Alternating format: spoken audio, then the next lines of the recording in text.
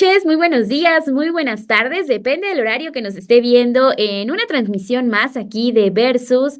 ¿Cómo están, Meme? Alina, que estás en un espacio muy al sur en América Latina, ¿cómo estás? Pues mira, mirando hacia el sur, estando en el sur. Así que bueno, desde tierras bolivarianas, por acá les saludo desde Venezuela y a la próxima nos vemos ahí en el estudio. Desde Venezuela del Norte les mandamos un saludo a Venezuela del Sur. Sí, Venezuela del Norte, saludos a Venezuela del Sur. Oli, Hola, hola, me encanta esa comunicación. sí, entre ¿Qué haces? Venezuelas.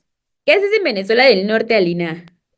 No, oye, Alina Esta está es en la del Venezuela del sur, Sur. Ah, es la del Venezuela del sur, Sur. Meme es la del Sí, norte, sí, andamos Meme es la del marcados. norte, muy al El norte norte. nunca olvida.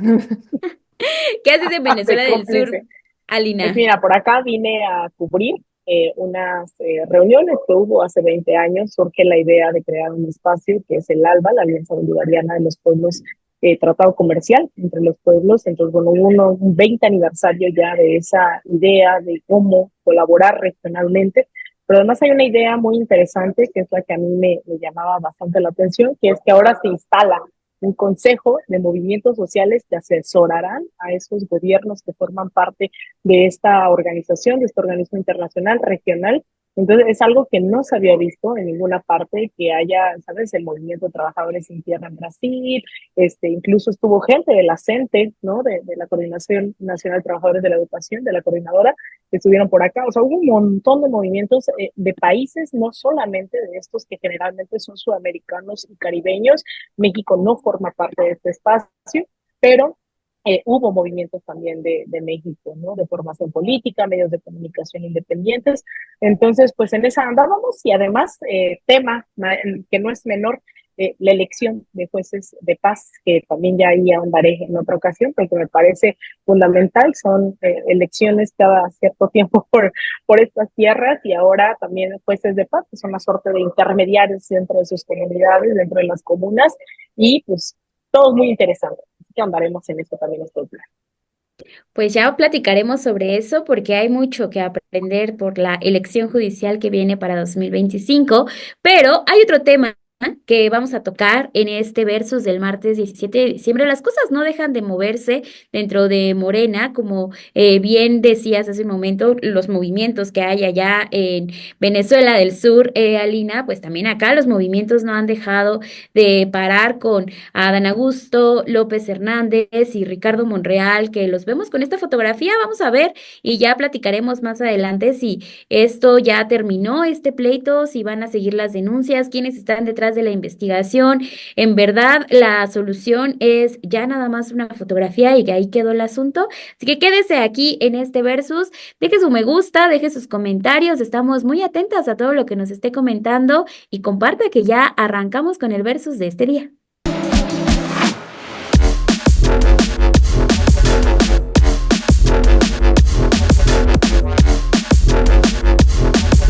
Pues vamos a arrancar esta primera participación con Meme, porque quisiera saber qué es lo que piensas después de todo esto que sucedió, Meme.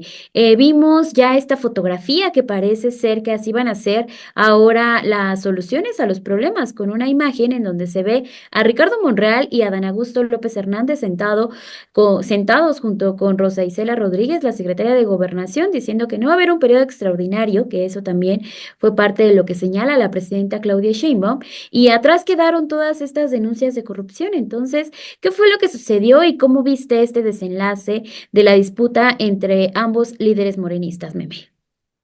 Yo no diría que quizás es una nueva manera, creo que es la manera tradicional en la política y eso es lo realmente lamentable, porque estamos viendo que si realmente hubiera sido una genuina preocupación del senador Adán Augusto de darse cuenta que habría probables actos de corrupción. Creo que no se habría esperado hasta que Ricardo Monreal da el primer golpe y lo diré entre comillas, porque creo que todo lo que estalla el pleito no es que Adán Augusto se enterara de supuestos o presuntos actos de corrupción en el Senado, mientras era Ricardo Monreal el que estaba coordinando en el Senado, sino que lo que detona el conflicto es una, pues una molestia porque desde la Cámara de Diputados hubo una reducción del presupuesto al Senado de la República, ya que hay varias versiones. La versión del diputado Ricardo Monreal es que el Senado recibía mucho más presupuesto que en la Cámara de Diputados y que no es la única razón, sino que hubo una reasignación total para dar más recursos a educación, etcétera, etcétera. Entonces, digamos que rascaron de todas las bolitas y argumenta que efectivamente había menos recursos en la Cámara de Diputados, pese a que en la Cámara de Diputados son más legisladores que en el Senado. Del lado y además, Ricardo Monreal menciona que eso es algo que ya le habían comentado a Adán Augusto, o sea, que no es como que lo hubieran hecho nada más porque hoy estoy en la Cámara de Diputados y se me ocurrió y ahí se enterarán cuando esto sea público, sino que supuestamente Ricardo Monreal ya había platicado con Adán y con el propio Gerardo Fernández Noroña de este tema. Esa parte es la que no queda clara porque del lado de Adán, pues no ha dicho si es cierto o no es cierto que efectivamente hubo esa comunicación entre ellos dos, pero queda digamos que es una primera cosa que queda en el limbo. Luego la segunda cosa que queda en el limbo es, insisto, lo que decía al inicio, si hay una genuina preocupación en el Senado desde Adán Augusto de decir, acabo de encontrar unos contratos irregulares donde mandaron que si los archivos a un lugar que afuera, que no nos dijeron, si esa es una legítima preocupación, ¿por qué entonces mencionarla casualmente cuando está terminando el periodo legislativo y cuando llega esta reducción al presupuesto por parte de la Cámara de Diputados, ahora encabezada por Ricardo Monreal? Entonces, creo que hay muchas preguntas que quedan en un limbo. Son muchas preguntas que creo que hasta este momento o aparentemente se van a quedar sin respuesta. Entonces, a mí me hubiera encantado que si Adán Augusto al entrar al Senado y empezar a hacer los movimientos administrativos se da cuenta de algunas cosas que le brincan, pues entonces creo que la manera tradicional, cuando estás genuinamente preocupado por algo, pues es que le hablas a la persona, sobre todo entendiendo que son del mismo grupo parlamentario, que son del mismo movimiento. Le hablas a la persona y le dices, oye, me acabo de encontrar esto, ¿qué pasó? Si la explicación de esta persona no te convence o si aún tienes dudas y no se resolvió lo que consideraste que es un supuesto acto de corrupción, pues entonces vas y presentas la queja. O incluso le puedes decir, bueno, ok, esa es tu explicación, pues permítame, déjame, voy a concluir el proceso administrativo porque creo que aquí hay algo raro. Igual y no te diste cuenta. Sobre todo cuando lo que buscas es conciliar y resolver. Ese creo, a mi parecer, que hubiera sido una buena manera de resolver un conflicto cuando genuinamente consideras que existe un acto. ¿Eso es lo que pasó? No. Lo que vimos en este momento, lo que pasó en este momento fue una respuesta política a una acción política. Y lo peor del caso es que si nos vamos quizás a la respuesta de la presidenta, por supuesto que la presidenta no tenía otra respuesta, porque imaginemos la presidenta, la primera mujer mandataria de la República. Lo que menos necesitas es que los líderes de tu bancada estén peleados. No, o sea, no te conviene porque sabes que estás haciendo una cantidad de movimientos legislativos, que viene una elección judicial, que hay una parte importante depende de ellos. O sea, sabes que estás haciendo muchas modificaciones y que le estás pidiendo a tu Congreso que haga esas modificaciones. Y lo peor que puede pasarte es que teniendo las mayorías, sobre todo en la Cámara de Diputados, una mayoría calificada de origen, y luego en el Senado que se construyó, no te conviene que estos dos estén peleados, porque sabes de origen que no solamente estás abriéndole la puerta a que los intereses creados que han estado financiando a la oposición se filtren por ahí, sino que estás dando pie a una ruptura en un movimiento cuyo segundo piso apenas está empezando. Insisto, además es una falta de respeto institucionalmente hablándolo a la primer mujer presidenta. O sea, o sea, si lo vemos desde este punto de vista, es como estas luchas de poder de decir, no importa lo que haga la presidenta, yo voy por mi camino, yo me voy a quejar por lo que yo considero que es injusto, ajá, pero si se supone que el segundo piso de la transformación es una consolidación por y para los ciudadanos, cuando estamos haciendo historia con la primera mujer presidenta de México, por supuesto que volteas y dices, bueno, o sea, ¿qué les está pasando a ustedes dos? Pero cuando volteas a ver quiénes son estos dos, tampoco te extraña. Ricardo Monreal eternamente ha estado abriendo estos fuegos. Resulta muy interesante que en su discurso dice que él sí se va a alinear con lo que pida la presidenta y que no le va a dar más juego al tema porque no tiene mayor importancia o que no tiene mayor relevancia, que eso no quiere decir que no se investigue, que él no tiene mayor problema. Pero lo que a mí más me interesa de esta parte es cuando menciona el propio Ricardo Monreal que no está bien hacer facciones al interior del partido. Disculpa, si se nos olvidó lo que hizo desde 2021. Él creó su propia facción en el partido. O sea, él fue el que lo hizo. Y podrá decir que es fundador y repetirlo hasta el cansancio, pero la tarjeta como si fuera tazo dorado de ser fundador, la neta es que ya no te funciona. Porque así como hemos visto fundadores que han hecho cosas muy buenas, también hemos visto fundadores que se han subido en su ladrillo y que pues serán muy fundadores, pero ya parece que se les olvidaron los principios del movimiento partido que fundaron. Entonces, resulta interesante cuando volteas a ver, y es Ricardo Monreal precisamente el que te dice que está mal eso de andar haciendo facciones. Quisiera pensar que lo dice por la experiencia de lo que ya vivió, que no solamente lo vivió en Morena, lo ha vivido en el pasado. Cuando Ricardo Monreal no consigue algún cargo, amenaza con irse hasta 3, 4 veces. Ya se lo había hecho Andrés Manuel cuando fue por la jefatura de gobierno en el periodo del 2018. Se lo vuelve a hacer cuando quería estar en la interna, que porque el presidente no lo mencionaba. O sea, fue algo que provocó una separación entre el expresidente Andrés Manuel López Obrador y Ricardo Monreal por años, siendo Ricardo Monreal coordinador de los senadores en el gobierno de Andrés Manuel. Entonces, que hoy venga y diga, es que las facciones están mal, bueno, creo que espero que hable desde esta voz de la experiencia, ¿no? Y luego volteas a ver a una Ana Augusto y por supuesto que vienen todas estas preguntas porque entonces dices, bueno, estamos preocupados por estos supuestos actos de corrupción en el Senado. Claro que sí, yo quiero que lleguen hasta las últimas consecuencias. Ustedes abrieron esa ventana, ustedes decidieron hacer esto público, pues ahora asuman las consecuencias de hacerlo, de buscar que la vía pública fuera la manera en la que resuelven conflictos políticos internos, además. Digo, por y para los ciudadanos, por y para los medios de comunicación, qué bueno que la vida pública sea cada vez más pública. Pero si van a abrir estos fuegos, si van a hacer lo que hicieron, sin llegar hasta las últimas consecuencias, no esperen que las y los ciudadanos les aplaudamos, no esperen que las y los ciudadanos estemos así como de, bueno, qué bueno que ya se dejaron de pelear, vamos a lo que sigue. No, no, no. Abrieron una puerta que para la cuarta transformación es una puerta que no se debe de abrir a menos que la vayas a resolver, que es la de corrupción. La bandera de la cuarta transformación es transformar la vida política y pública del país, erradicar la corrupción, y eso es algo que requiere de muchas voluntades. Si ustedes, en este caso Dan Augusto, decidió abrir esa puerta, decidió abrir esa ventana, si él decidió que iba a hablar sobre supuestas irregularidades y actos de corrupción, ahora vas y presentas la queja ante la Auditoría Superior de la Federación, ahora vas y terminas el proceso.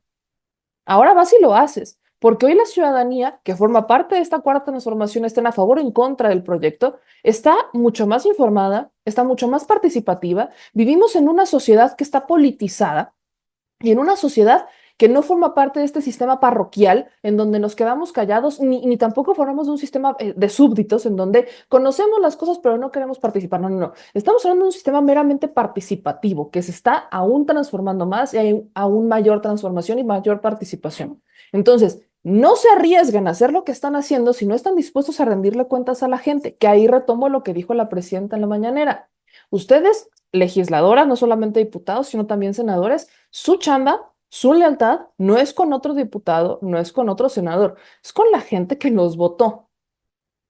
Entonces, aquí eso de las facciones, aquí eso de los grupos políticos, por supuesto que siguen existiendo, no se han erradicado.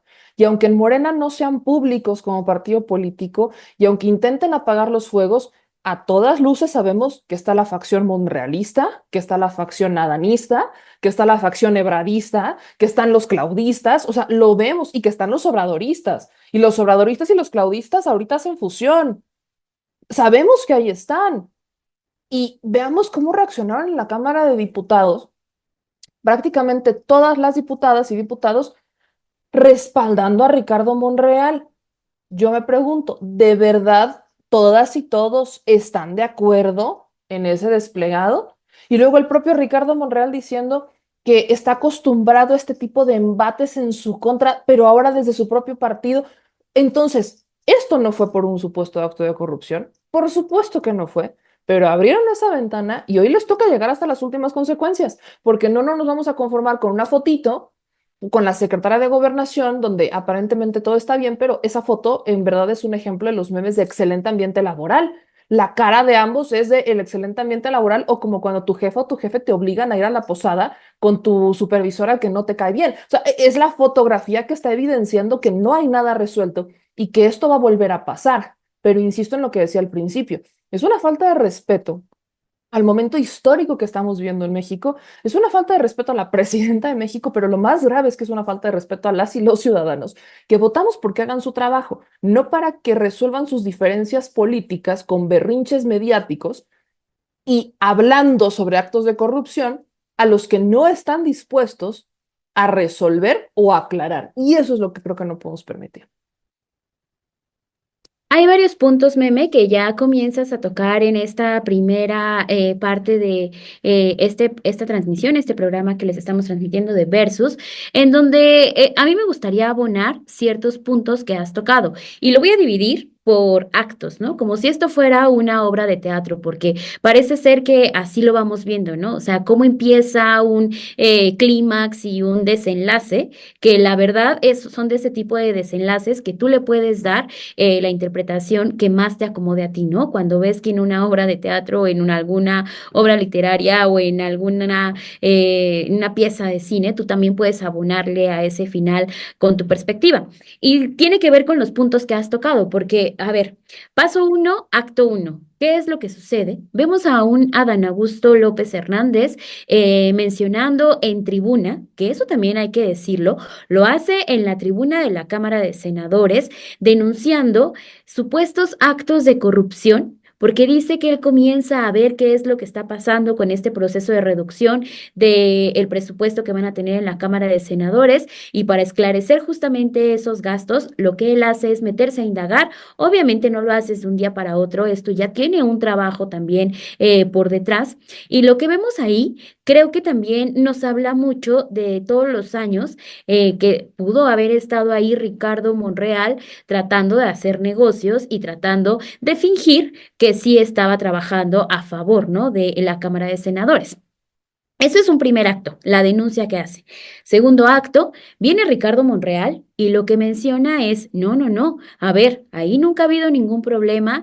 Monreal responde incluso diciendo, si hay denuncias, preséntenlas ante los que sea necesario, ante las autoridades necesarias, porque se trata únicamente de infundios y falsedades, lo que ustedes están tratando de mencionar aquí en estas declaraciones que surgen el pasado viernes en la tarde y así es como despertamos también el sábado con toda esta bomba de qué es lo que está pasando. El fin de semana se sumaron ciertas voces porque también veíamos ahí a Ricardo Monreal, a Gerardo Fernández Noroña, acompañando al gobernador ahora de Puebla, Alejandro Armenta, que más adelante en esta obra va a tener una pieza fundamental porque también recordemos que él es una de las personas que pudo haber investigado, que pudo haber tenido incidencia en estos actos de corrupción que se investigaron. Pero vamos aquí como en el desenlace, qué es lo que está pasando en esta obra, pues también vemos que queda una pregunta muy clara. A ver, en el Senado de la República, Ricardo Monreal pudo haber hecho, sí, estos actos, pero no nada más se descubrieron por Adán Augusto López Hernández, a quien, sin embargo, sale el tema de la investigación que hace nuestra compañera, la periodista Daniela Barragán, a quien le mandamos muchos saludos desde aquí, desde Versus, porque ahí también se habla de la compra que el Senado de la República hace a los libros de Monreal y cómo se los compra, a qué precio le compra este libro de Errar es humano, rectificar es política, que también estuvieron ahí apoyadas estas compras por firmas falsas. Esto también es un acto que se tuvo que haber denunciado en su momento y no sucedió y por eso decía en esta obra Alejandro Armenta tiene un papel muy importante porque él pudo haber seguido con estas investigaciones. No lo realiza, no lo hace, lo dejaron pasar, apelaron al olvido y parece que eso es lo que está sucediendo, ¿no? Buscan que la situación se convierta en algo que se quede allá en el pasado y con esta imagen que vemos de la presidenta, de la secretaria de Gobernación, Rosa Isela Rodríguez, junto con las dos personas involucradas, Ricardo Monreal y también Adán Augusto López Hernández, parece que con eso, pues ya quedó caso cerrado y se le dio carpetazo a este punto. Pero en un tercer acto, en esta obra que estamos viendo, vienen también las declaraciones que da el día de ayer, lunes, la presidenta Claudia Sheinbaum y diciendo y llamando a los legisladores a que se sumen a los trabajos en territorio, a que no se alejen de la gente. Y creo que con eso también lo que menciona la presidenta es, oiga, no se olviden de los tres principios que tenemos dentro de Morena y que los repetimos también en el versus pasado, porque creo que se les ha olvidado a cada uno de los personajes que llegaron por una como funcionarios públicos, que es no mentir, no robar y no traicionar. Si tomamos en cuenta estos tres principios que la presidenta les recuerda desde ayer y hoy también en la conferencia mañanera, pues pareciera que él está haciendo este llamado a que no se olviden de las bases, a que no se olviden de la gente que está ahí, que ha seguido con ellos durante muchísimos años y que ha apoyado para que llegaran a este punto de la llamada cuarta transformación. Estamos viendo toda esta obra y con lo cual termina y llegamos al punto final, que es la imagen que presentan en redes sociales, tanto Ricardo Monreal, no la presenta Adán Augusto López Hernández, no me parece que sea un personaje que también esté muy activo a través de Twitter, pero no la comparte él, sí la comparte Monreal, sí la comparte también Rosa Isela Rodríguez y hoy por la mañana la presidenta Claudia Sheinbaum dice, con eso se termina el caso, ya ven, les dije, iba a haber un diálogo, se iban a apaciguar las aguas y únicamente son los medios de comunicación que están exaltando todo este tema. Nosotros somos un medio de comunicación y creo que desde aquí también lo que hemos estado haciendo es señalar cuáles son estos actos en los cuales hay contradicciones, en los cuales hay momentos que no coinciden con lo que está dando el discurso de la narrativa de la cuarta transformación con los actos. Sí, acabas de mencionar algo importante, Meme. Si hay denuncias, entonces que se presenten ante la Auditoría Superior de la Federación. De acuerdo con lo que dijo Adán Augusto López Hernández, se presentaron estas denuncias el pasado viernes, pero también veamos quién es el auditor que está detrás de todo esto. Es David Colmenares, una persona que está muy allegada a Ricardo Monreal y que es un personaje que, de acuerdo con lo que dijo también aquí hace unos meses, la auditora bueno, en ese entonces la auditora todavía de la Auditoría Superior de la Federación, la auditora forense Munadora Buchaín, Colmenares es un personaje que se blinda en la impunidad y en la corrupción para hacer omiso en sus labores como responsable de la auditoría. Una situación que le ha costado, de acuerdo con declaraciones que dio en una entrevista a los periodistas, le ha costado al país y a la actual administración casos como el de Segalmex, que también estamos hablando de actos de corrupción ahí, una vez más hablando sobre este tema, y que pudo haberse evitado con buenas prácticas. Eso fue lo que planteó la auditora forense, quien descubrió en el sexenio pasado el esquema de desvío conocido como la estafa maestra. O sea, estamos hablando de un personaje, de David Colmenares, que es muy allegado a Ricardo Monreal. Estamos hablando de otro personaje, Armenta, que son muy allegados a Ricardo Monreal y que no vamos a ver quizás que prosperen estas investigaciones, que prosperen estas denuncias. La gran pregunta es esa, entonces, ¿se van a investigar todos estos actos de denuncia? ¿Qué va a pasar con todos estos temas que encontró, denuncias que encuentra, contratos que encuentra Adán Augusto López Hernández? Y también qué va a pasar con una explicación de los libros de Ricardo Monreal, porque esa es la gran duda de muchas que hay en este tema de corrupción.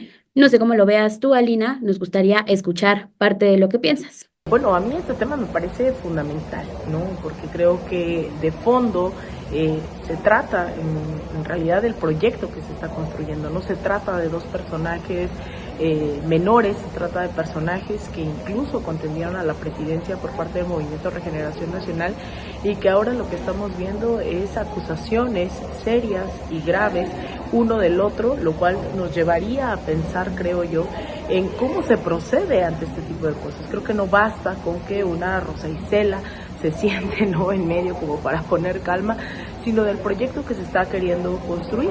Y ahí me regreso 2 pasos, porque recordemos que la cuarta transformación se asumió como una suerte de frente amplio, en donde si bien estatutariamente se define como de izquierda y antineoliberal, pues también ha permitido en los últimos meses la incorporación de perfiles que no necesariamente podríamos definir como de izquierda y antineoliberales. Sumado a eso, ahora vemos un pleito entre estos dos personajes que, pues a mí me parece, la pregunta es, ¿qué procede? O sea, ¿qué se hace cuando uno está acusando de corrupción, de mal manejo de cuentas? El otro le responde, y son de los perfiles que incluso buscaban representar, insisto, el Movimiento de Regeneración Nacional.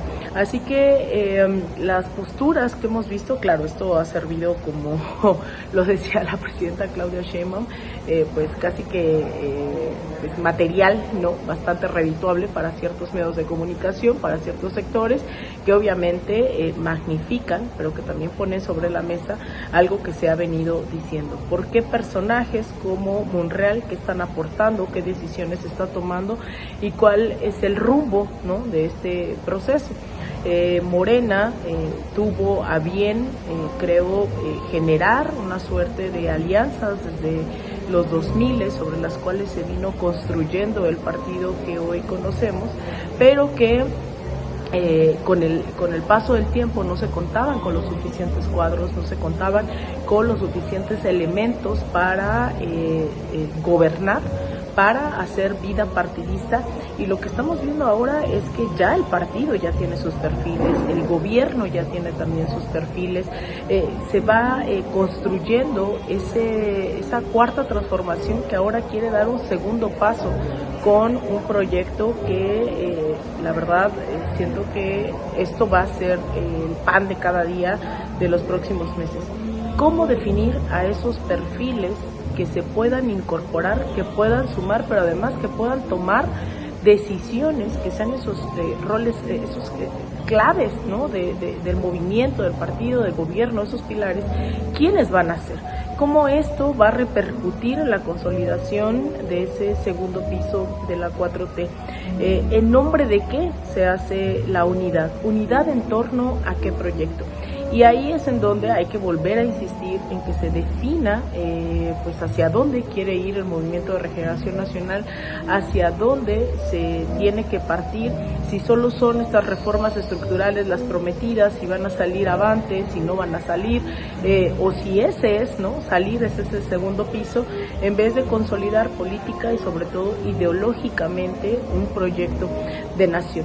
Entonces, pues creo que vuelven a salir las preguntas de quién es Monreal, qué le debe la 4T, por qué tiene estos cargos de toma de decisión más allá, ¿no?, como de los acuerdos que se tomaron en su momento post elecciones presidenciales, post definición de la candidatura de quién iba a representar al movimiento en la presidencia de la República, quién es un perfil también como Adán Augusto, ¿no?, que previo a ser secretario de gobierno, muy poco visible, había estado también en la 4T. Entonces, bueno, eso lo dejo para un segundo momento, pero sí me parece importante pues empezar diciendo que hay que seguir definiendo hacia dónde se va a construir, con qué personajes, rumbo a qué proyecto, más allá de un pleito que creo que es, si bien entre dos individuos pues principales de la cuarta transformación, pues creo que se trata también de una disputa hasta dónde se puede señalar o no de corrupción y hasta dónde se puede hacer algo. Sí, creo que deja algo sobre la mesa muy importante, ¿no? ¿Quién es Ricardo Monreal? ¿Cuál es este personaje? Porque hay, pareciera, varias críticas que se han hecho, hay varios momentos en que se le ha señalado. Hace un momento ya decías tú, Meme, ¿quién es este personaje? ¿Qué más datos hay sobre él para entender el daño que quizás le puede seguir haciendo a la llamada cuarta transformación? Ricardo Monreal es un personaje, es un político pragmático, es un político estadístico también, pero sobre todo, o sea, es un político que creo que lo que ha marcado el quién es Ricardo Monreal es la capacidad que tiene Monreal de negociar y conciliar. De inicio eso no tendría nada de malo, al contrario, son atributos que buscamos en las políticas y políticos porque justo necesitas conciliar, sentarte, platicar, negociar, dialogar, buscar encuentros, llegar al punto medio, etcétera. Pero lo que hemos visto en un Ricardo Monreal, y no es el único político que hace esto, es que todo lo alinean a su proyecto político. Para Ricardo Monreal no hay nada más importante que Ricardo Monreal y el proyecto político de Ricardo Monreal. Entonces, si hay cosas que no se alineen a ese proyecto político de Ricardo Monreal o a los intereses que hoy, valga la redundancia, le interesan o le importan a Ricardo Monreal, simplemente no forman parte del proyecto. Hay un personaje que a mí me preocupa un poco más que no es Ricardo Monreal, es Pedro Aces. Pedro Aces me preocupa un poco más que Ricardo Monreal, porque Ricardo Monreal todavía tiene, vaya, límites, quizás límites muy cuestionables o muy blandos, muy flexibles, muy diversos. Pero Pedro Aces no. Pedro Aces tiene una agenda que va completamente en contra de la cuarta transformación. Y de a bote pronto uno diría, igual y eso no está mal, pero está en Morena. ¿Por qué no está en el PRI? ¿Por qué no está en el PAN? O sea, ¿por qué Pedro Aces no está en un partido donde realmente sus intereses estén alineados a su proyecto de vida, a su historia y demás? Eso es lo que me preocupa. Y me preocupa porque Ricardo Monreal le ha dado ya mucho poder a Pedro Aces, poder que de por sí ya tenía Pedro Aces como líder sindical eterno, pero un poder que le da aún más en el Congreso, que incluso es Pedro Aces el que ha generado problemas que ya ni siquiera son de Ricardo Monreal. Recordemos cómo cuando estaba en la conformación de ciertas comisiones y demás, Pedro Aces es el que llegaba, ¿no? Lo que dijeron algunos legisladores de Morena, que fue de cosas que nunca platicaron frontalmente, pero que sí las platicaron en el grupo y por ende se hicieron públicas, que llegaba Pedro Aces a decir, yo soy el segundo de Ricardo Monreal y entonces yo quiero que aquí esté esta persona y yo quiero que aquí esta persona. Y ese fuego lo tuvo que apagar Ricardo Monreal porque él fue el que lo prendió. Ese tipo de personas, la pregunta es, ¿qué hacen aquí? O sea, me queda claro que todos pueden ser y necesitan una representación, sí, pero ¿por qué Morena? ¿Y hasta dónde Morena les va a poner un límite? Porque ahí es donde entra la otra. En este momento son funcionarios, son legisladoras, son legisladores, pero hay un partido y ese partido hoy está encabezado por tres personas y tres personas muy jóvenes que tienen que ponerle un freno a estas personas, tienen que marcarles los límites, porque no es suficiente con una carta, no es suficiente con un decálogo, no es suficiente con eso. Sabemos que lo van a firmar y, chido, ya me voy. Sabemos que eso es lo que hacen. Entonces, ¿qué es lo que necesitamos? Que realmente el partido que sí puede hablar con ellos como personas políticas que son militantes, fundadoras, simpatizantes o simplemente por ser representantes de ese movimiento, que se sientan a hablar con ellos y que les pongan límites. Porque si no se los ponen, ya lo platicamos de hecho en un versus pasado, ¿cuál va a ser la consecuencia de esto? Pues la consecuencia va a ser que la gente deje de confiar. Y si el proyecto político de Morena hoy es tener, no sé si son 10 millones de afiliados, ¿de qué te va a servir tener 10 millones de afiliados cuando te podría pasar lo que le pasó al PRI toda su vida, que tenía 6 millones, no sé cuántos millones de afiliados? ¿Y eso de qué te servía cuando tus votos dependían meramente de los programas sociales que regalabas? Hoy los programas sociales son constitucionales, ya no son electorales. ¿Qué van a hacer entonces? No podemos basar el futuro político de la izquierda o de este país en si la presidenta mueve, literalmente jala a la patria solita y si no, y si los demás no ponen de su parte. Hace ratito mencionaban a Alejandro Armenta, hoy gobernador del estado de Puebla, y creo que Armenta es un ejemplo claro de lo que me voy a referir ahorita.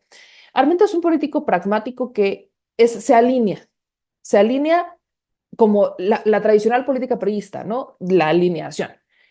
En su momento, cuando era senador, ¿con quién se alineó Armenta? Con el coordinador de los senadores, con Ricardo Monreal. Es por eso que las investigaciones no avanzaban, porque le convenía estar alineado a los intereses del líder de la bancada. Hoy que Alejandro Armenta, y de hecho viene desde antes, cuando Alejandro Armenta empieza ya su camino para ser coordinador y eventualmente candidato, es que empieza a separarse de Monreal. Pero empieza una separación sutil. Es una separación sutil por decir, no, no porque no forme parte. Yo no diría que Armenta forma parte del grupo político de Ricardo Monreal. Creo que Ricardo Monreal lo integró en su grupo político. Armenta, como muchos otros políticos, son estos que se mueven con la alineación dependiendo en dónde sus intereses están alineados en ese momento. Entonces, cuando se vuelve candidato, Armenta se empieza a separar de un político como Ricardo Monreal, porque incluso siento que entendió que si se acercaba mucho, no le iba a convenir políticamente. Cuando hoy que ya es gobernador y tú escuchas el discurso de Alejandro Armenta, es un discurso alineado pero a la presidenta de la República. ¿Por qué? Porque le conviene. Y como poblana los digo, nos conviene que esté alineado a eso, porque si quiere resolver, tiene que alinearse y coordinarse con el proyecto nacional. Entonces, ese tipo de políticos, como es el caso de Armenta, se van alineando dependiendo de dónde esté el interés. Si en este momento Armenta, en vez de ser gobernador, fuera senador todavía, está alineado, pero con Adán Augusto porque está en esa cámara, porque le conviene, porque si quiere prosperar y no tener problemas, ahí está. Entonces, es una estrategia política de la vieja usanza, la alineación. ¿Qué es lo que estamos viendo, por ejemplo, en la Cámara de Diputados ahorita con Ricardo Monreal? Los diputados se están alineando. ¿Por qué? Porque saben que si no se alinean con Ricardo y en este caso con Pedro Aces, no van a tener espacios para poder hablar en tribuna en la Cámara de Diputados, porque hay que también decirlo, la Cámara de Diputados ha estado controlada por los cadeneros. Y en la pasada legislatura fueron unos y hoy son otros. Y si les caes bien o si eventualmente formas parte del círculo, entonces vas a poder subir a tribuna y hablar. Y si no, no. Entonces, ¿de qué se trata esto? Por eso es que yo celebro que la vida pública sea cada vez más pública, que estos casos salgan. Pero ellos como políticos, y me refiero todavía en particular al caso de Ricardo Monreal, de Pedro Aces, incluso de Alejandro Armenta y del propio Adán Augusto y demás, son políticos que tienen años haciendo política. Les llamaríamos viejos lobos de mar. Saben lo que pasa. Y además están en un movimiento que se forjó también en la transformación y evolución digital y que ellos mismos han abogado por la politización del pueblo. Creo que no les debería de extrañar que hoy estemos haciendo estos cuestionamientos, que no son cuestionamientos de ruptura. Insisto, yo entiendo perfecto la postura de la presidenta. Lo que menos necesita ella como líder del país es que se abran estas grietas, es que estas divisiones existan, porque eso quiere decir, si estas divisiones existen y se hacen evidentes y no se solucionan, eso quiere decir que el proyecto no es estable. Y siendo la primera mujer presidenta del país, eso es algo que no puede pasar. Pero si tienes estos dos personajes, no esperes que solamente con una foto se vaya a resolver, sino que aquí es una alerta de a ver quién da el siguiente golpe, porque va a volver a pasar, porque queda claro que la foto no soluciona absolutamente nada. Y creo que hay muy buenos elementos. Ahora sí, por ejemplo, la secretaria de Gobernación Rosa Isela, si Rosa Isela hizo que los militares se le cuadraran a tal punto que le llaman jefa, que para el mundo militar decirle a alguien jefa es reconocerle la autoridad, es como le dicen a las mamás de los otros, de sus compañeros cuando le dicen jefas. El que a Rosa Isela le dijeran jefa para mí es una señal de que Rosa Isela tiene, no es endeble, no tiene una mano ligerita. Pues este es el momento de ver a la jefa, o sea, a la secretaria de Gobernación en este caso, a la que los militares le dijeron jefa, ver a la secretaria de Gobernación resolver el problema de manera profunda. Y como ya sabemos que hubo acusaciones de corrupción, pues sí queremos que eso se investigue. Y sí queremos que eso llegue a las últimas consecuencias, aunque es cierto, también de qué serviría mucho si el que lo va a tener que investigar es David Colmenares. Que David Colmenares, regresando al caso Segalmex, si el caso Segalmex avanzó y denunció, fue por la Secretaría de la Función Pública de Andrés Manuel, no por la Auditoría Superior de la Federación.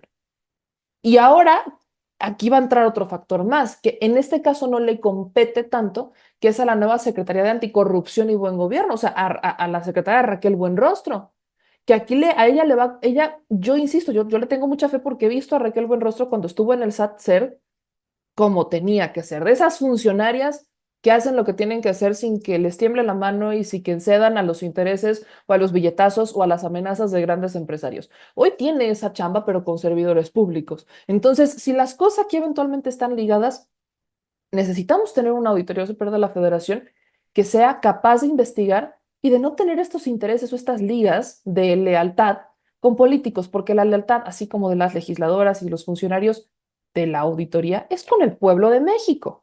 Y si esa lealtad no la van a demostrar, entonces no tienen por qué estar ahí. Esa creo que es la máxima. Yo me quedo con eso.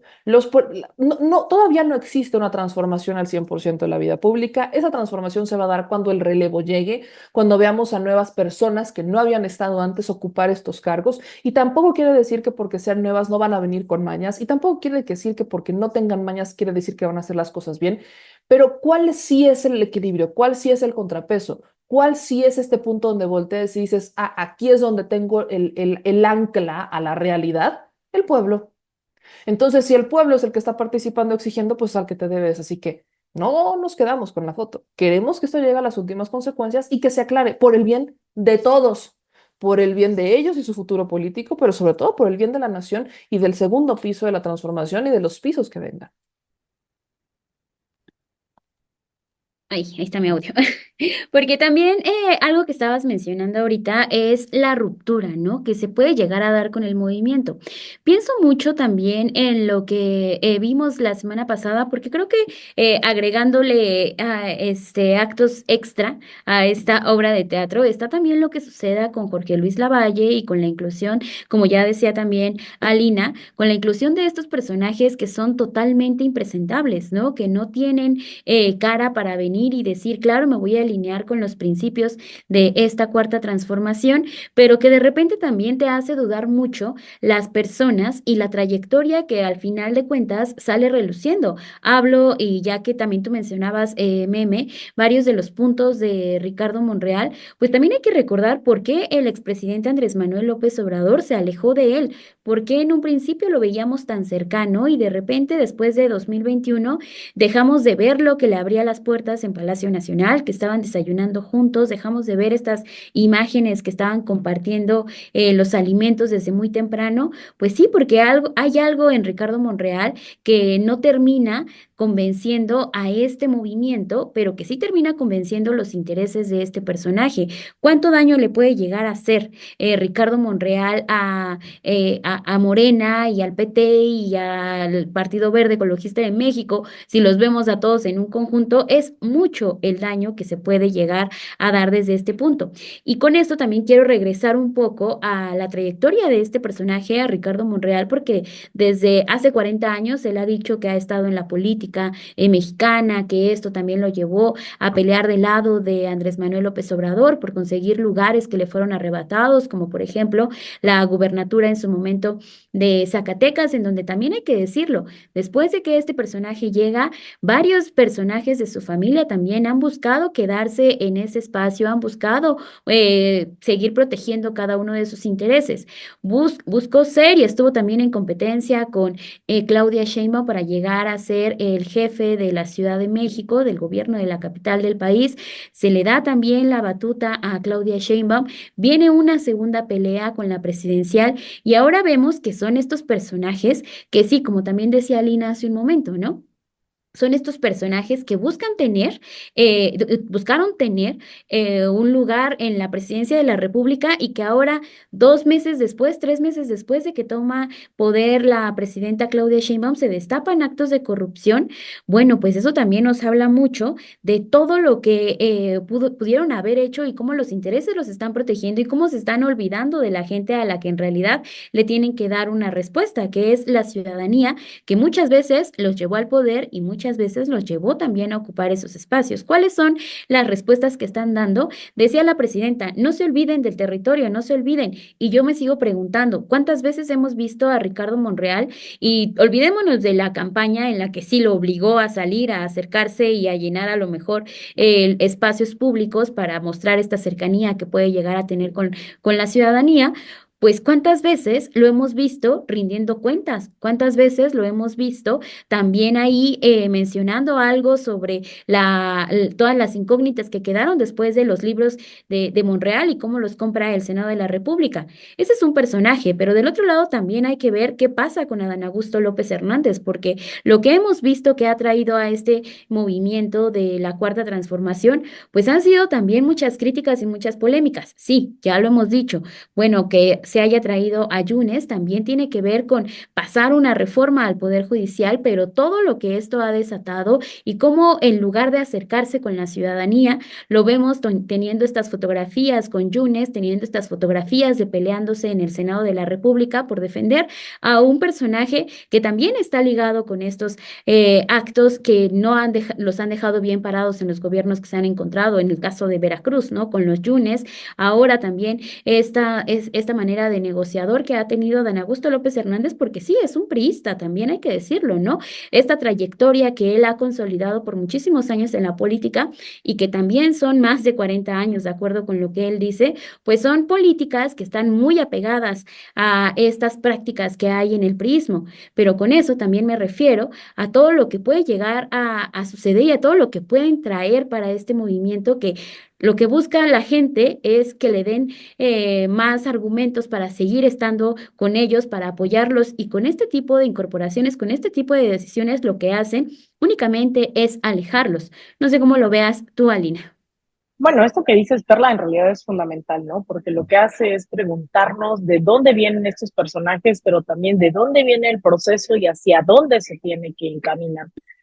Pues sabemos bien que Morena, pues lo que hace es convertirse, ya lo decía yo, en un frente amplio que ha logrado desde 2018 tener cuestiones muy, muy concretas, muy éxitos, logros, que hoy son totalmente indiscutibles. Sin embargo, también lo que hay que preguntarnos es cuál es el horizonte de construcción de un proyecto de dimensión nacional, que también ha sido muy subgénero. Es un partido que no tiene más de una década de haberse, bueno, tiene 12 años de haberse creado como partido, ya va a entrar en su séptimo año de gobierno presidencial, ha ganado gubernaturas. Eso es algo que no ha pasado dentro de la región.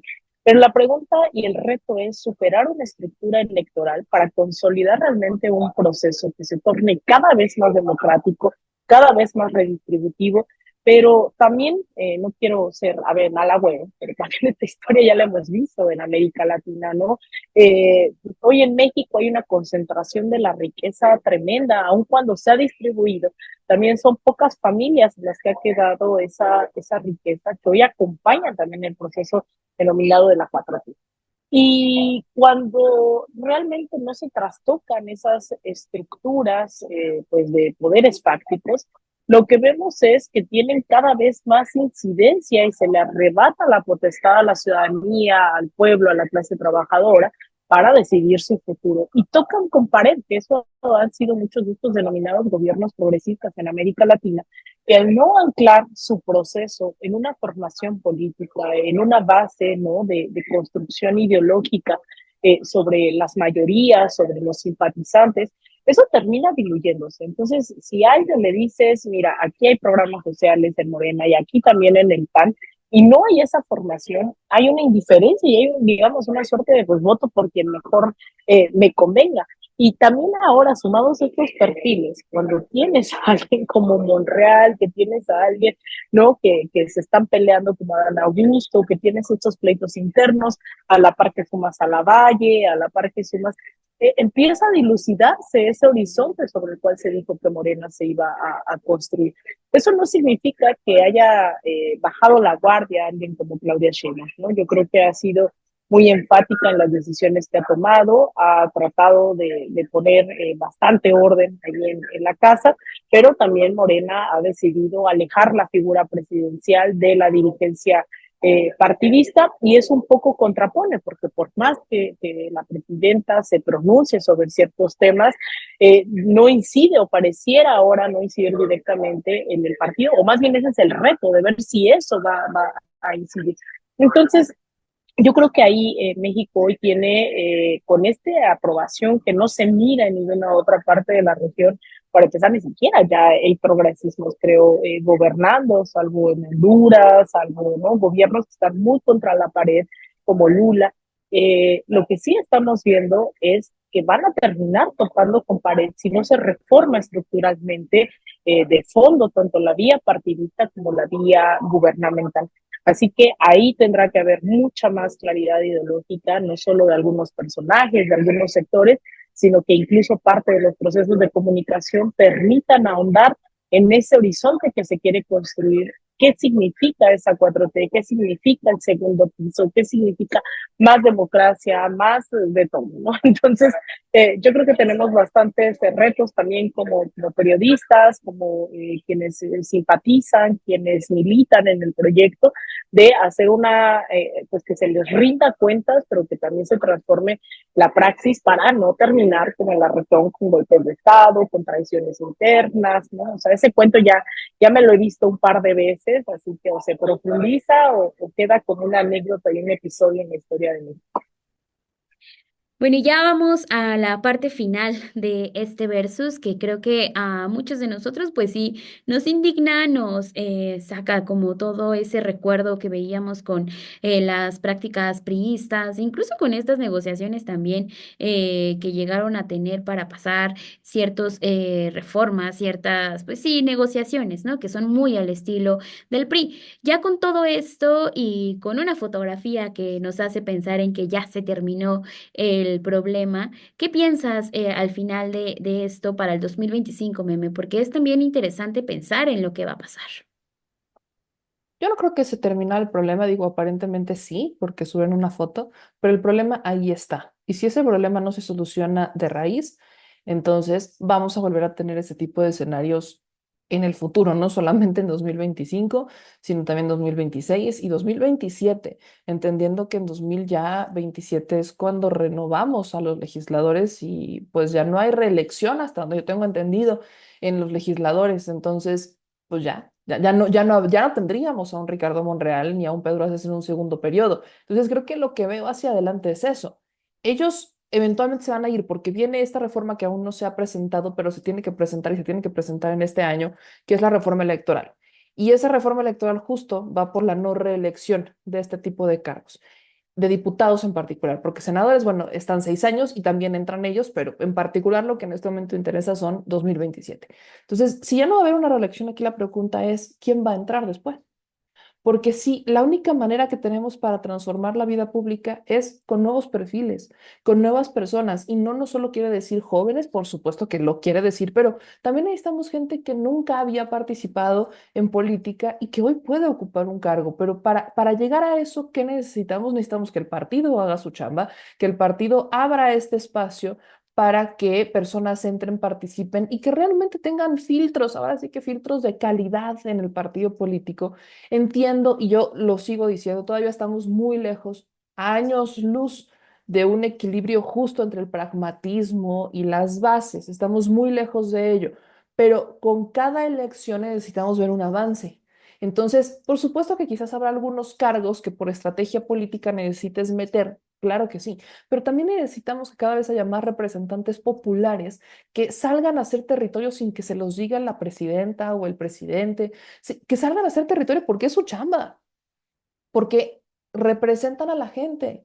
Y por mucho que se les ha considerado a los legisladores como los soldados del poder ejecutivo o del partido o de su líder político, pues también son soldados de la ciudadanía, porque si en este caso trasladamos que si son soldados del presidente o presidenta, pues si el presidente o presidenta es el soldado del pueblo, pues entonces creo que todos lo ligamos a todas y todos son los representantes populares y están haciendo una batalla por y para la ciudadanía. Entonces, la lealtad, por supuesto que es con el proyecto, claro que sí, pero ese proyecto es popular, exactamente en la misma medida es la lealtad con la ciudadanía. Entonces, necesitamos que ese relevo exista y no es solo con que haya militantes que estén en la lista y que digan, bueno, como yo estoy en el número 5 ya me toca a mí pasar. No, hay que hacer comunidad, hay que salir a las calles y hay que recordar que si hay gente que quiera ser representante popular, necesita tener un pueblo que se sienta representado por él o ella, porque parte de la transición a la política para sacar estos perfiles y meter nuevos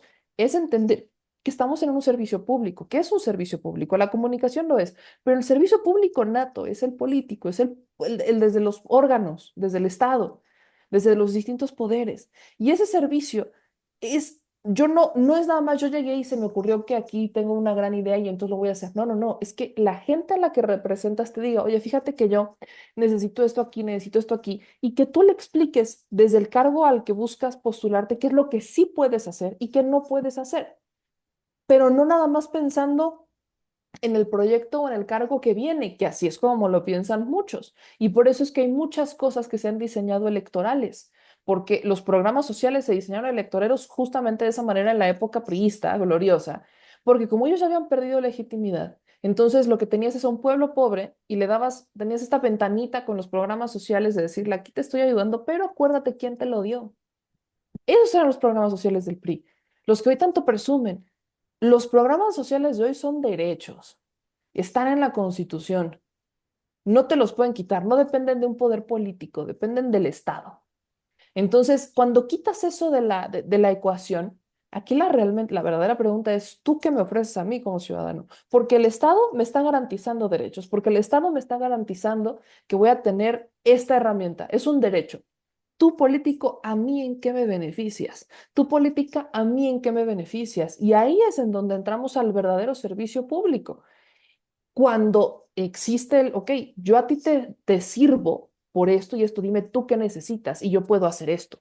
Necesitamos esos perfiles, porque los que hoy tenemos son perfiles que se han alineado, que están en la política, que no han cambiado su visión, pero sí han cambiado sus discursos. Y el discurso no les va a durar mucho y El decir que son fundadores no les va a durar mucho, así como Movimiento Ciudadano ya no le dura el tazo dorado de Patricia Mercado. Cada que quieren hablar de un tema feminista o cada que quieren legitimarse, sacan a Patricia Mercado como el tazo o la super tarjeta. Ya no les funciona. Esos discursos se agotan cuando no tienes los hechos. Ahora sí que aplica la de hechos, no palabras. Podrán decir cosas bien bonitas, pero si lo que estamos viendo es otra cosa, la gente no se la compra. Las redes sociales nos han permitido ver lo que antes no alcanzábamos a ver o lo que antes pagaban porque no se viera. Hoy lo vemos. Y si no les gusta, entonces no tienen absolutamente nada que hacer ahí. Y yo cerraría justo con eso. Hacia adelante, los problemas van a seguir existiendo mientras no se resuelvan de fondo. Y como abrieron ventanas que son inaceptables que existan con cuestionamientos al interior de la 4T, ahora las resuelven. Y la próxima vez que se peleen, espero que lo hagan por causas justas, no porque le recortaron presupuesto a uno y el otro se embolsó más presupuesto. No, sino que hagan las cosas bien, como las tienen que hacer. Y además creo que vale mucho la pena esperar que venga un nuevo auditor y que venga y que venga también una reforma a las auditorías, porque las auditorías no están auditando en tiempo real, auditan cuando el año fiscal se cierra. Y esas buenas prácticas de las que ha hablado mucho Munadora Buchaín son justamente esas, que los auditores tienen que prever lo que puede pasar cuando están revisando cómo se ha estado moviendo el dinero, porque estás viendo cómo se mueve el dinero y estás trazando una ruta de aquí hay una vulnerabilidad, esto puede pasar. Y si a eso le sumas buenas prácticas que podamos meter desde la transparencia real y efectiva, puedes prevenir actos de corrupción, puedes identificar a servidores públicos corruptos o comprometidos antes incluso de que cometan un daño. Para llegar a ese punto, necesitas una estructura, un sistema de estructura muy profundo que no dependa de un interés político o que no le tenga lealtad a un político, como en este caso David Colmenares a Ricardo Monreal. Entonces, no estamos contentos que, o sea, entiendo, insisto, entiendo lo que quiere hacer la presidenta y por supuesto que lo tiene que hacer porque no puede permitir que existan grietas en la transformación. Pero no es solo una chamba de la presidenta, es una chamba del partido, es una chamba, sobre todo del partido, es una chamba también de los legisladores y de estos dos personajes en particular y los que vengan, de entender que la vida pública es más pública y que si abren una ventana la tienen que cerrar, que tienen que Ujú. investigar, porque las sospechas de corrupción no pueden permitirse, ya no solo en gobiernos de 4T, sobre todo con ellos. Entonces, que cada quien haga su parte, creo que esa es la exigencia y también hacia las ciudadanas y ciudadanos, también nos toca a nosotros hacer esta parte. Sí, porque ya llegando casi al final de esto, pensamos que no te íbamos a recuperar, Alina, después de que te nos perdiste un ratito, pero qué bueno que llegaste a este cierre otra vez. Recordemos que Alina anda en tierras venezolanas, pero también hablábamos sobre qué va a pasar para el 2025, ¿no? O sea, también pensar en cómo fortalecer este movimiento y ya con lo que nos has comentado también a lo largo de este programa. ¿Qué piensas sobre este futuro también, ya viéndolo y también ya nos decías, ¿no? O sea, cómo pensar en estos movimientos a largo plazo. Bueno, pues definitivamente creo que ahí está el horizonte y los debates que se tienen que dar, ¿no? O sea, no es suficiente ni un buen gobierno ni lo que ya se avanzó.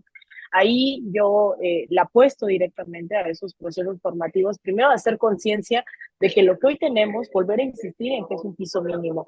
Lo que hoy se logró con los programas sociales, lo que se ha logrado con este llamado buen gobierno, ¿no? Porque yo creo que los datos ahí están, pues menos 10 millones de personas que han salido de la pobreza, la disminución del homicidio, del feminicidio. Es decir, todo este tipo de cosas que ya están pasando hoy en México, pues lo que vemos es hacia dónde se tiene que dirigir y eso pasa por realmente cambiar las estructuras políticas, económicas, ideológicas, pero sobre todo, más que solo pensarlo e indignarnos, ¿no? La acción concreta en torno a lo que se tiene que hacer. Y eso corresponde, yo siempre les cuento, ¿no? Esta anécdota de que cuando voy a las plazas públicas pregunto en ese momento, ¿no? El presidente López Obrador falló, pues no, o sea, los gobernadores han fallado y medio lo dudan, los diputados pues no sabemos del todo, pero han aprobado las reformas. Pero cuando llegamos a un tema de ya las alcaldías, los municipios o incluso personalmente, es que hace falta un montón de cambiar estas prácticas. no se trata solo de un tema de unidad, sino del futuro realmente de un proyecto que lo que se dijo es vamos a construir un México diferente, que cambie la lógica de corrupción, de que por el bien de todos, primero los pobres, y que esto no quede hoy, ¿no? En unas declaraciones, un pleito personal, volver a insistir que el meollo de este asunto es hacia dónde va el proyecto. Yo recuerdo mucho las palabras de Rafael Correa hace unos meses que estuvo en México, que decía algo así como un gobierno de izquierda no es donde no existe la corrupción, sino donde no se tolera, ¿no? Es decir, en todos los procesos debe haber corrupción de múltiples tipos, pero en la praxis no se tiene que permitir. O sea, es que se hace, y lo vimos en el caso de Segalmex, ustedes recordarán, ¿no? Es decir, era de las primeras veces, o al menos que yo tengo memoria y prometo investigar, en que un gobierno que sigue siendo gobierno investigaba el caso de corrupción durante su administración. Eso, pues al final ya no sabemos también el final de esta historia, porque vemos a personas también participando de la vida pública del país. Y ahora lo que vemos es eso, que no se queden declaraciones, que no se quede en un pleito, que no se quede en un discurso de unidad, sino que se proceda y realmente se investigue qué es lo que ocurrió. Ahí, en esa práctica específica, yo creo es que se puede transformar esa realidad. Y también insistir, ¿no? En qué discurso de unidad vamos a llamar. Yo sí creo que a diferencia de muchos procesos en los últimos 20 años, la diferencia de México ha sido mucho en torno a una unidad que permitió sacar ya reformas constitucionales, proyectos legislativos, administrativos, la creación de una Secretaría de las Mujeres, ¿no? O sea, es decir, en lo práctico existe lo que hoy no tienen otros gobiernos, que han priorizado la disputa interna y han hecho que incluso colapse, ¿no? Lo vemos hoy en el caso de Colombia, no ha tenido realmente una agenda sobre la cual construir, porque se han priorizado las disputas dentro de la propia izquierda. Y en el caso de México ya hay hechos muy concretos. El tema es qué tipo de unidad queremos. Yo sí creo y vuelvo a insistir en que lo que se necesita es una unidad de clase, ¿no? Una unidad en donde la clase trabajadora sea consciente del proceso en el que se está jugando la disminución de la jornada laboral, el aumento de prestaciones laborales, de los contratos colectivos, porque también es eso, no solamente se trata de personajes legisladores, no solamente se trata, digamos, del partido en sí, sino también gubernamentalmente y la estrategia de alianzas, pues puede terminar saliéndose de las manos si no hay un proceso de concientización. Hoy la clase empresarial mexicana pues también está metidísima, ¿no? Y yo sé que el tema de Donald Trump va a hacer que haya un cierre de filas mucho más fuerte, pero también esa clase empresarial es la que contaminó el río Sonora, son los que, o sea, han hecho un montón de cosas, ¿no? Y hoy cerrar filas en abstracto en nombre de la unidad también hay que hacer memoria en torno a esas alianzas. Y una cosa, yo coincido con Memo, una cosa es lo que diga la presidenta, que a mí me parece es el rol de la presidenta, o sea, la presidenta no va a decir, ay, sí, se estuvieron peleando y entonces, o sea, ¿sabes? O sea, es que eso no lo hizo Andrés Manuel, no lo va a hacer Claudia, no es el rol de la presidenta, pero sí el de una sociedad concientizada que logre virar el discurso en la acción, en la teoría, en el discurso hacia la izquierda. Entonces, bueno, yo creo que por ahí van esos retos de una unidad con cada vez más conciencia, de medios cada vez más militantes como lo que se hace, ¿no? Y cuando digo militante es militar en la causa, no es esta idea de la propaganda y demás, como es otro discurso, pero es militar y que no se nos olvide militar en la causa, porque hoy lo que estamos viendo en México es solo el inicio de lo que puede ser un proceso. Y en ese, el proceso que puede ser, yo sí creo que es un proceso sin corrupción, tiene que ser un proceso libre de nepotismo, libre de corrupción, libre de un montón de cosas, que esos fueron los planteamientos con los que es la bandera con la cual se alzó desde los 2000, ¿no? Entonces yo creo que por ahí habrá que profundizar y pues ya veremos, ¿no? También qué se hace a nivel partidista, qué se hace a nivel gubernamental, que yo he insistido en este espacio, que a mí me parece que la doctora Claudia Sheinbaum lo ha hecho increíble, ¿no? En muchos momentos. Así que pues espero que esto no sea, y lo decían ahora los periodistas radicales, ¿no? También, si se flaquea en las declaraciones de alguien como Claudia Sheinbaum, pues eso repercute directamente en toda una estructura. Entiendo que ese es su papel, pero también hay espacios como estos en donde hay que poner las piezas en su lugar, ¿no? El rol de la presidenta es esa, el rol de los medios es otro, el rol de la militancia, de los simpatizantes y de la ciudadanía en general ¿no? Porque ahí sí la corrupción, el tema del nepotismo, el racismo, o sea, hay un montón de cosas que nos corresponde. Sabemos que las derechas son generalmente muy racistas, muy clasistas, pero bueno, ahí habrá que levantar las banderas de manera conjunta.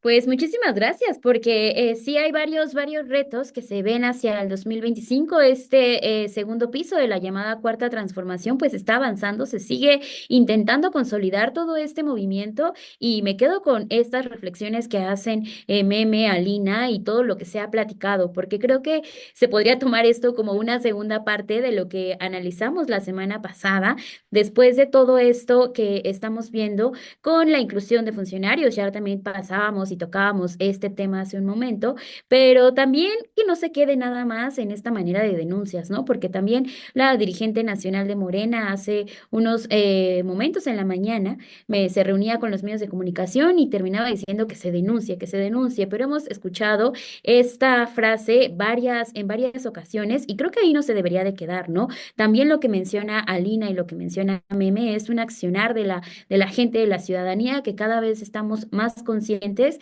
y que de la indignación pasemos a una acción, porque eso también es lo que ha mantenido los cambios en nuestro país y las resistencias, que muchas veces se nos olvida también cómo surge Morena, cómo surge todo esto movimiento con la intención, y su nombre lo dice, ¿no? O sea, se está moviendo, sigue en vida, sigue no nada más estancado. Entonces, esperemos que así continúen estas diferencias, claro que se pueden dar, pero que haya una solución y hay una gran puerta abierta para que se castiguen cada uno de estos temas y que no se permita la corrupción en nuestro país.